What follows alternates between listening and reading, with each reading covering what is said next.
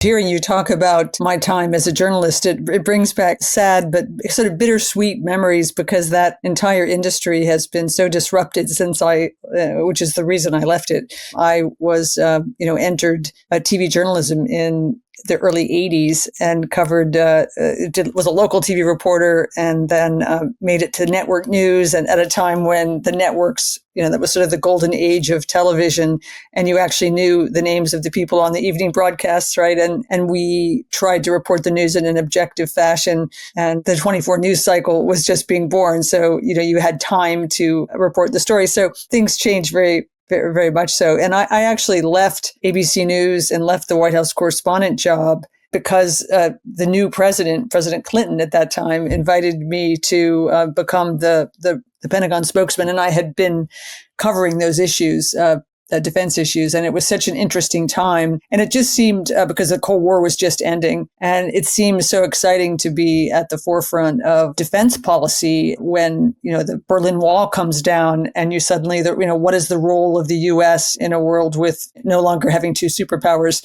I mean, we've seen now what that world looks like, but it was fascinating to be in on the beginning of that. And then I went back to digital journalism where I feel like that really, because it was the dawn of the consumer internet age.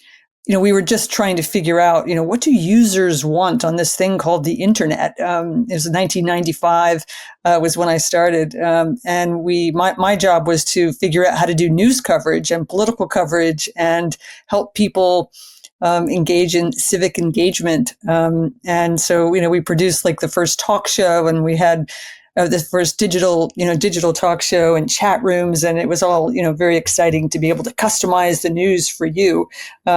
But that also kind of taught me what do users want and helped me, think about what became my next career in education reform and looking at education from the perspective of, how is the system not working for users and how can we change it?